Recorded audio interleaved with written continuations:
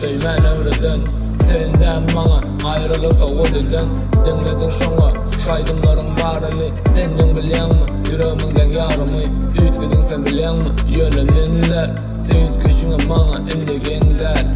içimden bir ses gelýär bize çyň etmeňi dowam etsene seni meni öldürmegini sen gerektin maňa edil kislorod aramyza girdi bilýänmi bir kiwrot köleğinden özürlap tapjak bolar seni gel yine yararla meni saz bilen dertleştim senden gowy düşünni pullu jolunlaryňy da şuna ýeşirinni pikirlerim paralizm ýürekde galy izim sen üçin bilýänmi näçe dizim yapraklarym saraly menim buradym sen ýüregiň töründe saklap goradym ýöne sen bilmedin gadrym bolmady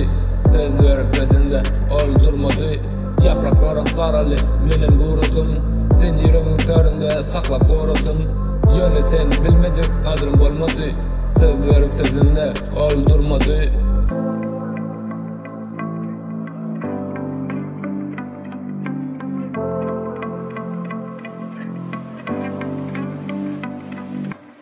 Ejizledim kimsin sen gidende gözüme anmadım ikin göremde yüz mesele dedim oturduk bar zat menem bebek badın bollu masat her bir beren sözüne vadadır ettim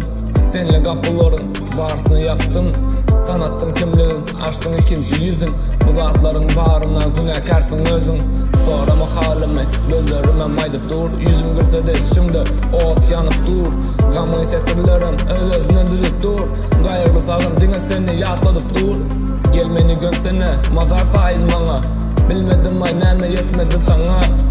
näs şekilde sen seýýün minneti öldürdün meni dille jaýymyň jenneti.